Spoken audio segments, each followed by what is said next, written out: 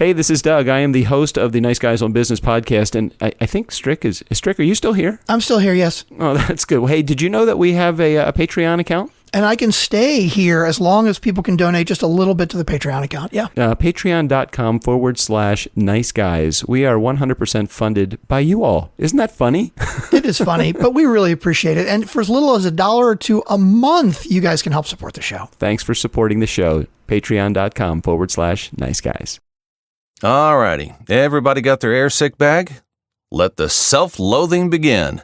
Here's what's coming up on the Nice Guys today. What's the difference between comfort and complacency? Don't get comfortable. In fact, I do things daily to force myself out of my comfort zone. I call it staying in the learning lane. You actually want to get comfortable being uncomfortable. So, complacency is the enemy. And, that's part of the challenge of being successful, is that success by its very nature over a period of time breeds complacency. We want to continue to do what's always worked.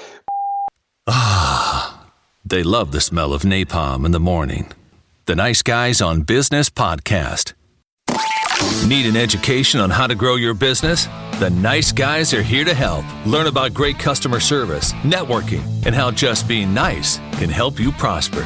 Now, here are your hosts, Doug Sandler and Strickland Bonner. Hey, Funkin' fans, Nice Guy community. We are back. It's Friday. You've made it through the week. What? I don't know. I'm like a mess now. Because Ryan, look, you remember a couple weeks ago we had on, who was the girl the economist, or the number cruncher that I said was really cute? Oh, right? Geez. Oh, you're talking about Jen Goldbeck. Yeah, exactly. And it was kind of Jen embarrassing. Goldbeck. Yeah. Ryan's a good looking guy. I know. He kind of intimidates me a bit. No, he intimidates me a lot a bit, which is why I feel so humbled to have him on the show. But then when I had him on the show, he was like, dude, he's just like a normal guy. Yeah.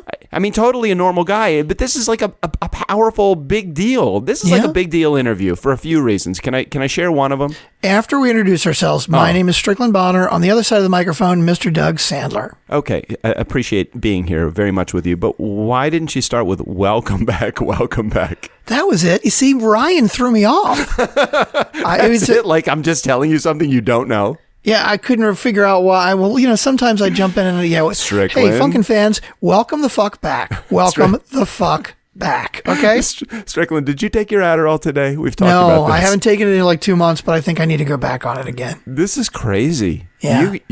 Something has changed in you. Although I did have a really good time out with you last week. We had a couple of beers. We were talking. We were doing some stuff for our new turnkey podcast company. And I have a new topic that we were going to talk about on Tuesday too now. Oh, that was funny about yoga. Remember, we talked about yoga poses. We talked about our favorite yoga poses on Tuesday. Yes. That's funny. If you missed I'm just thinking about that again now. You missed it. Go back to Tuesday and listen to Strickland talking about yoga poses. Mm-hmm. Let me talk about Ryan for a second. In 2013, I met Ryan. I think it was August of 2013.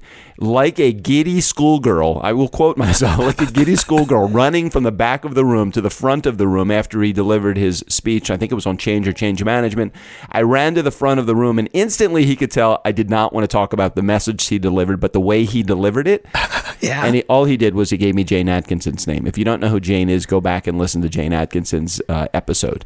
That was like 2 weeks ago only, too. Yeah, just a couple of weeks ago. Ryan Estis introduced me to Jane. Ryan was and again, Monday's episode, geez, I'm making a lot of references to past episodes. Nice Guy community, keep the fuck up. Okay. It's very important. This is it. This is what happens. Monday's episode, Michael Steinhardt, March of 2013, introduced me indirectly to Ryan Estis, who I met in August of 2013, Jane Atkinson, who I met in October of 2013. All of these people play a crucial role in my life, Ryan probably being one of the biggest catalysts because the powerful speech that he delivered in August of 2013 set the entire process of determining that I was going to go into the speaking business, which led into writing a book, which led into this podcast. Ladies and gentlemen, we are here because of Ryan Estis, Jane Atkinson, and Michael Steinhardt. Three people well, of course, and Strickland Bonner too. Without his friendship, this would have been a total shit show because he'd be speaking to nobody right now. Do you think you would do would you have done a podcast had I not been in your life? Sure, but nobody would be listening. That's probably true. No, I'm quite sure I would not be doing a podcast if you hadn't suggested it. Well, you would probably have done it on data analytics or something really shitty like that. No, Las Vegas. No, there's enough of them on Las Vegas. That's all good though. Yeah. So let's. Did we talk about Ryan? Did we deliver the promise statement? Did we do anything at all? Nope. You said you wanted the new promise statement. Oh, minus one word. Yeah. So the promise statement, the new promise statement is this: to provide an experience that is entertaining and adds value to your life. Can somebody tell me what you took out? It's like one of those pictures, right, where you say, "Can you see the 10 things that have changed?" Yeah. So we need Funkin fans to raise your hand. What word was taken out? Although we talked about it on Monday, so if you listen to Monday's show, then you know. And Tuesday. And Wednesday, I'm pretty sure. And every Thursday. goddamn day we talked about it. Every day it drone. We had drone. What are you drinking, Strick? Just water. Just water. Too early. I do need coffee, though. I really could use some coffee right now. Well, you realize we're still in the month of April, and it is still Alcohol Awareness Week, month. Oh, well, shit. Let me go get a beer then. Yeah. So, you have any information on Ryan that you want to share, impart upon the Nice Guy community before we actually get to his interview? I don't know. I think you've done a pretty good job. He is kind of a dynamic speaker. He's a business coach. Some of his clients include MasterCard, Novartis, the Mayo Clinic, the NBA, AT&T. He's got some big clients. What's the line from Airplane with... Yeah, like small clients like the NFL, those small clients, exactly. Like that kind of, what a big deal. Big deal. There's a line in Airplane where he says, hold the Mayo. Like the Mayo Clinic is on the other line. And I can't remember the line because it's really funny though. It's all about like, hey, put ham on rye and hold the Mayo. It's stupid. It was something like that. Dumb. So the interview with Ryan, he's kind of raw in this interview. I like it. He talks about burning your boat. He talks about definitely you just got to get to it. You got to get through all the shit to get to what you want to get to. Success breeds complacency, and we certainly don't understand complacency because we have yet to be successful. At some point we will be, though. Very good feeling. I'm so not comfortable right now. Yeah. All right, so let's get to the we would interview, write success breeds complacency. We wouldn't know about that because we haven't gotten to success yet. Yeah, definitely. All right, let's get to the interview. Ryan Estis on the Nice Guys on Business podcast. We are proudly affiliated with the C-Suite Radio Network. Can we just get to the interview with Ryan? Is that okay? Yeah, absolutely. All right, Nice Guy community, prepare for impact because today's guest is all about breaking through. Better performance, embracing change, and downright making shit happen to the roots of your being. I first met Ryan Estis in 2013, a day that I simply put down, if it didn't happen, then I would not be here. Now, he may not know this. He probably does because I've been sniffing his coattails for the last several years. With speaking programs like Rockstar Selling, Passion on Purpose, he's a good friend of mine. He's a mentor of mine. Oh my God, so excited. Welcome, Ryan, to the Nice Guys on Business podcast. Doug, it's great to be here. We do go back a ways, and it's awesome to see your epic journey and the success of the podcast. And so I'm thrilled and honored to be on as a guest. Man, I love it. God, that's like you're already like total bullshit answers. I love this. This is perfect. All right, so Ryan, I gotta start here, but I gotta ask this question. Yeah. So honest question and be brutally honest if you can. I will. Okay. Do you remember me running up to you that day in July or August 2013 at the NACE conference like a giddy schoolgirl? I don't remember the running schoolgirl part. But look, man, I remember meeting and we followed up afterwards, and I think I pointed you in the direction of some coaching support, and we've had good correspondence since, and kudos to you, man, for staying the course. Thanks. I'm glad we met, and now it's full circle. Here we are today, right? No, totally. And it was, if I do remember the giddy schoolgirl, I think I even had my hands up, flailing by my sides, straight up to the sky. I was loving it. I did some sort of Oprah run down to you from the Ellen back of the stage. I can completely remember it. So it looks like since that time you've branched out and done a bunch of things in the last few years. So, and I don't know exactly what direction I want to go in. So why don't you tell the Nice Guy community in your words what your favorite part of what your career is? Yeah, the favorite part of the live events, is the keynote speaking and the seminar. So I do about 75 live events a year, predominantly focused on leadership development and sales performance. And from my perspective, there's nothing better than walking into a room and participating in a conversation and sharing ideas with leaders or sellers that want to perform at the next level. Those are the favorite days of my job. It's why I got into this business and took my shot. And so that's still the part I love the most. Of course, to make those days happen takes a lot of work behind the scenes, sales, content marketing, relationships. I've got a team now, so we're doing a lot research. We're doing a lot of other things, but the best part of the day is where I get to be with a group of people that wants to grow. And I want to chat about that because you hit on a point that is so valid and such a great living example of the things that need to be done. And the point is that, there are those paydays, and those are the days that you get to be up on stage, and I'm sure you love it as I love it too, not to the degree that you've gotten to see what's going on from the on stage and the big crowds that are out there, and that probably pumps you up to the nth degree. But then there's all the fuckery that goes along with it too, the other stuff. It's the sales calls, it's the canceled appointments. And man, as much of a rock star as I know, and you won't say this because your ego is not there as much as I want to have it there for you. You do a freaking amazing job on stage, but you also get those guys that don't return your fucking phone calls. And so how do you balance that you got to be the rock star on one side and you got to be the guy that's completely humble on the other end of the equation? You know what? Our mantra is be humble, stay hungry, always hustle. And so you want to know what? If you ever need a little dose of humble pie after a day where you've received a standing ovation from 2,000 people, sit down at your desk the next day and make 10 cold calls, and you'll get humble. You'll get humble real fucking fast. I know. Yeah. And look, I'm a salesman. That's what I've been selling, leading sales teams for 20 years. That's my background. That's how this business was built. It's my first love.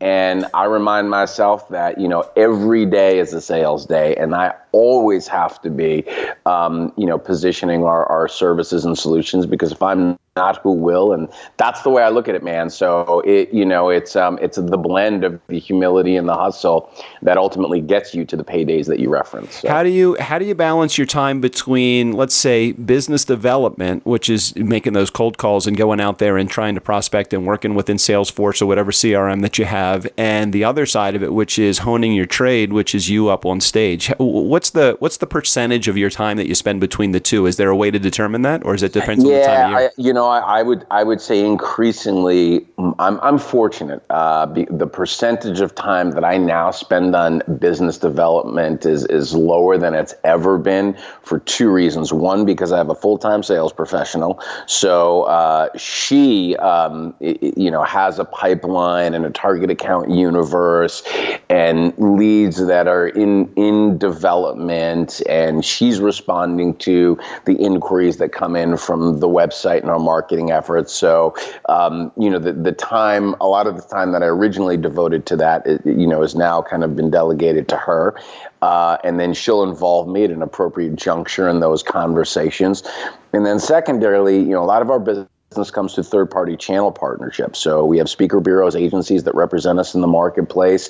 And so a lot of that time now is spent on relationship development with them. But I still devote 10%, at least 10% of my time to it. I have relationships, get referrals, and certainly when I'm on site delivering one of our 75 live events, depending upon the situation, that's a great way to engage and meet people and try and expand our relationships. That's where I picked up your card.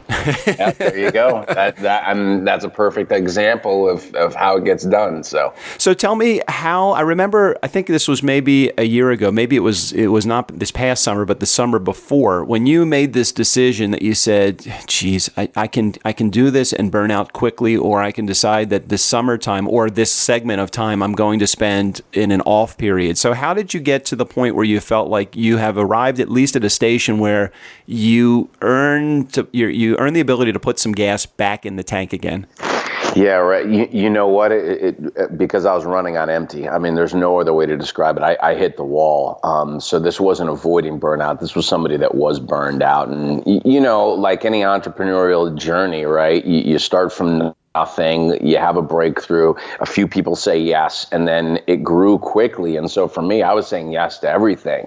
I was like, wow, we hit the lottery. And of course, at that moment, you're like, this may be just a window of opportunity. And, I've got to say, go do everything I can. Mm-hmm. And then, you get to a point where you haven't been home in 3.5 weeks, and you're working every weekend, and it just got to be too much. So I hit a wall and realized, hey, I've in order to make this sustainable for the long term, I've got to create some balance and perspective, and I've got to get resourced properly. And so that's where the summer sabbatical came in. And originally it was a 4-day work week. Then it became a August off, 30-day summer sabbatical. And then this summer I'm actually doing 6 weeks. And so I've got people around me. The business will continue to run, and I'll get some downtime to both rejuvenate, reflect, and maybe do a little bit of writing and prepare for the next phase. So that's the step away and the step back, I think, is critical for anybody that's on a long entrepreneurial journey. It gives you perspective, man. Oh, I totally agree. As a guy that reinvented at 47, I came back into I came into the speaking world, into this podcasting space from 30 years of being this DJ, and the DJ that had a time between the end of June and the beginning of August, pretty much when no business came in. So it was almost like it was a forced hiatus from my business, and I just had to figure out, okay, how do I pay my bills during this time? So that was fun as well. I want to go back. I know we started at the end of not the end of your career, but where we are today, and started Let's working. hope it's not the end, right? It's like, no, I don't want to put you there. This podcast will be the last thing you ever do. Right. And I want to go back to that beginning part. So when you first started, you went to a speaking coach, I think, and she's amazing, Jane Atkinson, and I talk about her and I talk about you all the time on the podcast. So tell our community what it is that got you into the speaking arena to begin with, and maybe because you were a marketing guy, right? Yeah, I was. I worked for an ad agency for 15 years, and it ended up the last role I had there was chief strategy officer. I was running our sales organization, our go-to-market strategy, and as part of that role, I was doing a little bit of speaking. We do trade shows and events. I was kind of a part of a sponsorship. I do a breakfast meeting, present a client case study, and it was just good for marketing and business development purposes. Well, as I started to do it, I enjoyed it, got better at it. And we started to get asked for me to have me out to do it more. And as the requests started coming in, I thought, wow, I might be onto something here. And I started to investigate or learn a little bit about the learning and development space. How do these keynote speakers become keynote speakers? And I joined National Speakers Association. A client who was also a friend was a member, and he said, you should come to this meeting. I went.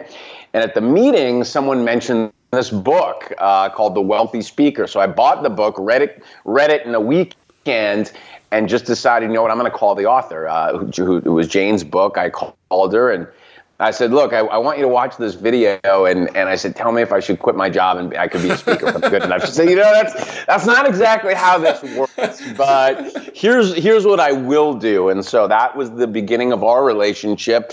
And so I actually was working with Jane. She was supporting me as a coach before I actually ended my corporate career, before I ever really had a business. So I was I was running a division of this kind of Fortune 500 ad agency, and hired Jane. And 9 months later, I was at the kitchen table with a MacBook Pro saying, holy shit. What did I do? I better figure this out. And, it was a crazy time too, because I left my job in January of 2009. And, that was a time when the economy was collapsing. Speakers were actually going the opposite way. They were looking for corporate jobs because nobody was hiring speakers. But, it's one of those things, like, you start at the bottom, you don't know what good is, right? And you work your way up the ladder.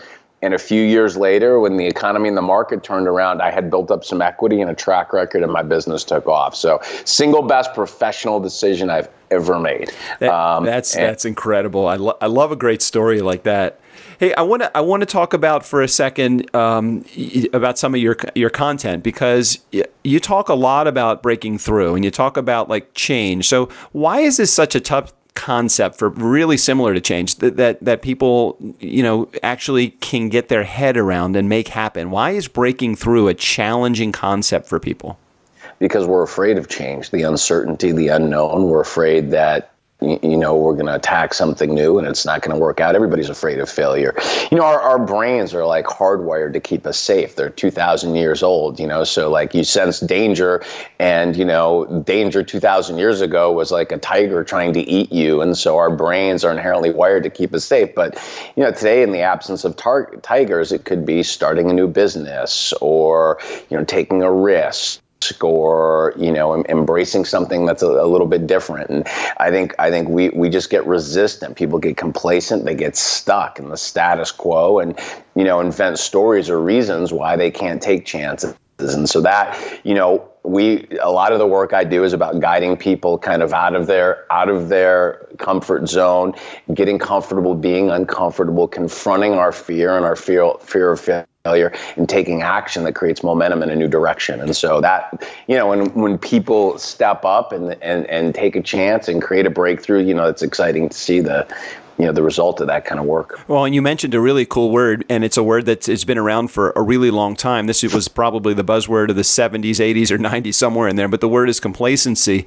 And one of your quotes that I read on something that you, I think, recently wrote was "Success breeds complacency." So when can you ever get comfortable? Or maybe what's the difference between comfort and complacency? Yeah, don't get comfortable. In fact, I do things daily to force myself out of my comfort zone. I call it staying in the learning lane. You actually want to get comfortable being uncomfortable. So, complacency is the enemy. And, that's part of the challenge of being successful, is that success by its very nature over a period of time breeds complacency. We want to continue to do what's always worked. Problem is the world's changing so fast that we have to stay in this kind of continuous space of reinvention. So I always say it requires having a foot in two worlds. You have to have the drive to execute and perform given today's marketplace reality, while simultaneously maintaining the discipline to continue to reinvent yourself so you can be relevant in a 2020 world. And a great way to frame this, to confront fear of failure, and this has been helpful to me, is I always say we always want to be running 3 little experiments. They're just little experiments so we can get feedback, data, test, iterate, expand. So whether that's with our marketing, our content, our curriculum design, the partners we're using, we're always experimenting, always getting out of our comfort zone, always learning. And that's how you can continue to evolve, grow, and win. So that's how I see it, man. So talk to me about, and again, this is a part of that original speech that I saw back in August or July of 2013 that I heard you talk. You talked about burning these boats, and I'd like to emphasize this: burn the fucking boats. Do it now. What does that mean to you in not just your career, but what does that mean to like the things that are important to you in your life? Yeah, and so, the idea is if you want to take the island and be victorious, you've got to burn the boats. And I can tell you, for me on my entrepreneurial journey, that meant getting rid of any plan B, any safety net. When I first started doing this, so it's January of 2009. I exit, my 17-year corporate career. I'm sitting at my kitchen table. Nobody's booking speakers. My net worth is shrinking. I have no benefits. I don't have a paycheck. I have anxiety. I'm not sleeping at night. Every day I'm holding the phone, thinking about calling my boss, begging for a job back I didn't even want. And Phyllis is calling you, and she's saying, "No, all right, no." Oh my God, my parents, geez, they were just like, what have you done? Is this a midlife crap? And friends are like, you're ruining your career. I mean, and this is the wrong time to do it. So, naturally at that point, I put my resume together and I would go on interviews, headhunters would call. I'd be like, yeah, maybe I should go talk about this job. And about 6 months into it, I was like, I got to shut all that noise down. Just got to shut the plan. There is no plan B. This is your shot. You're going all in on this and all in on you. Burn the fucking boats, due north and take the island, and look up 18 months and assess where you're at. But get rid of all that bullshit noise that's confusing you and getting in the way of, developing and going all in on what you want. And man, when I made that decision, it created new resolve and new kinds of momentum, and it moved me where I needed to be. So, it's like once you've made a decision, you got to go all in. And the half-ass stuff, man. There's too many good. The market's too competitive. There's too many good people out there to half-ass anything. And so I just, that's a good way to not only focus on your business, but to live your life, friendships, relationships, health, wellness, your finances, man, all in. So that's the whole idea of burn the boats. I think I want to title this episode "Full Ass or Not at All." No half, no half ass. No plan fucking B, man. That was a big mind shift for me, and it made a huge difference. No, that's perfect, and I love that mind shift for sure. Okay, I want to get to some practical stuff because those that are in our community, we've heard them over and over and over again. We love the hype and we love the motivation, but we want some action tips. So I have a little section of our show called Tools, Tips, and Tricks. So I'm going to put you on the spot here because you wouldn't answer any of these fucking questions ahead of time, Ryan. I'm going to put you on the spot now. You're the expert, man. Ask away. Put me on the spot. I love it. All right. So tools. I'm looking for a little piece of technology that you use maybe on a daily basis or maybe on a weekly basis that has really helped you in business. Can you give me one? Yeah, I'll give, my blog has changed everything.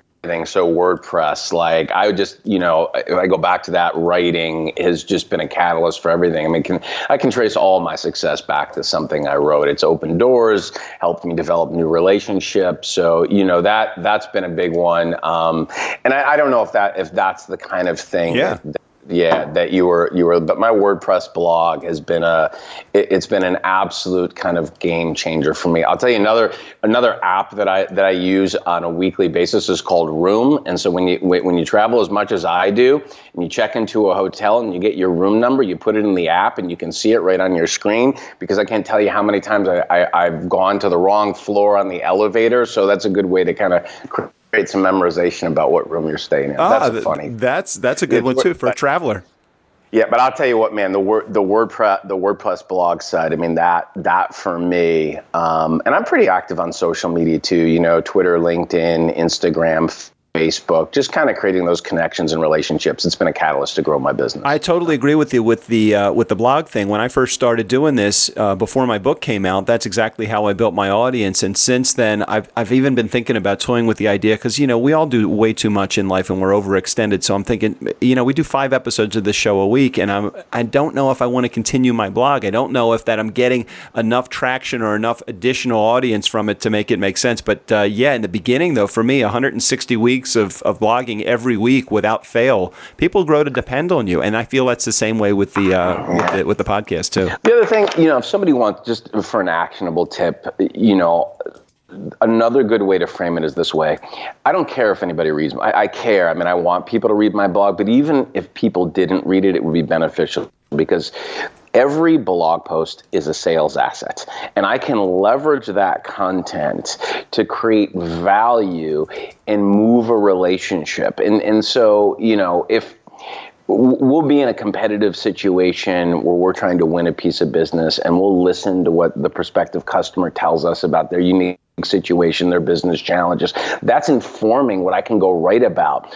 Or potentially we can go back now to the archives because we have over 500 posts and pull things to say, hey, we have an opinion on that, or we have perspective on that, or we've got 3 solutions to that. And being able to leverage your content and introduce your thinking into sales conversations really has been a big advantage for us. So that's to me, that's as important as building a huge community and followership. So I'm sensing a book coming out soon. You keep making reference to this, and I'm a little ahead of you on that, Ryan. You got to keep up with me. If you need any advice, you just call me. All right? I may call you, and that project's in the pipeline. That's exactly right. I published we've got the blog and have done a bunch of research and published 3 ebooks now, but it's time to move forward on the bigger projects. Oh man, I love it. Hey Ryan, do you have your phone anywhere near you? I do. Okay, great. Do you have an iPhone or something inferior? I have an iPhone. I got to phrase it that way. I have an iPhone. All right, go to your texting app. What is the last text you either sent or received? Oh my gosh. The last text. Got to tell the truth. Yeah, the last text I received is from it's an emoji. It's from a buddy of mine. It's the 2 hands raised high. So, the last text I sent, reminiscing, listening to music, drinking wine, and thinking about what else we can make. I got to go. Let's go. So there it is, man. That was, there it is. All right, and go to your photo app. What is the last picture you took? Oh my gosh, this is good. The last picture I took it's on my Instagram account right now, and it's a screen grab from another website where I was featured on another podcast. So we're promoting that podcast on the Instagram, just like we'll promote this one the day it gets released. Damn, that's pretty good. Here I thought you never heard of a podcast before you started coming on this show. That's good. Hey, Ryan. I've been dreaming about coming on this show for over a year. I finally got asked. So. I was thinking, why doesn't he fucking ask me? All he's got to do is say, when you were excited to get the invitation, I'm thinking, and here I'm thinking, I don't really want to ask him yet because I don't think he's going to want to come on the show. My wife says, just ask him. It's so good. I'm so glad we stayed connected, and the work you're doing is incredible. Hey, thanks, Ryan. Continued success. It's been great. Thanks, I appreciate it. So if our community wanted to get in touch with you, I know you don't have anything to fucking sell, Ryan, but if somebody wanted to buy something from you, how would they get to you? No, it's all free, man. RyanEstis.com. There's ebooks. We've got 50 videos on the YouTube channel. We publish once a week on the blog, and it's a ton of free content on sales growth and leadership effectiveness, and hopefully your audience can take advantage of it. All right, so Ryan won't tell you this because he's such a humble guy, but I'm going to share it. And so he has stuff he's trying to sell. He doesn't want to tell you this though, and I'm going to tell you this. If you are in any position at a conference to bring him in as a speaker, it will fucking change your life. So I encourage you, even if you're the guy that's in the back that's the giddy schoolgirl run that comes up to the front like I did, you've got to bring in Ryan. He's been awarded, applauded. He has been standing owed in many audiences across the country, probably across the world. I haven't seen you outside the country, so I can't attest to that. But I'm sure you've probably spoken to other places too. I have. Right? Yeah. And I really appreciate that. Like, kidding aside, to me, the best part of this business and sharing our ideas is the impact you have on others. Both my parents were school teachers. I think the teaching DNA is it's part of who I am, and the work I do today is a way to honor their legacy, serve and impact others. And so, the best part of it, and the reason why I love the live events, is you get to see the impact you have in looking in somebody's eyes. And to me, that makes all the late nights, all the hard work, all of the agonizing over writing and content and videos worth it. So, hey, man, totally. And I appreciate you being on the show. And thank you so much for being a part of the community as well. Thank you, Ryan. Thanks, Doug. Take care, man. Hey, my pleasure. Hey, Nice Guy community, never underestimate the power of nice. Again, special thanks to Ryan for being on the show today. Steve O'Brien, go ahead and take us out of here. You've put enough in little Johnny's 529. Now, it's time to really help out someone in need. The Nice Guys on Business need your support. Please go to patreon.com, and for as little as $2 a month, you can help these guys continue to ramble on and on and on, week after week after week. Thank you for your support. And boy, is it weak.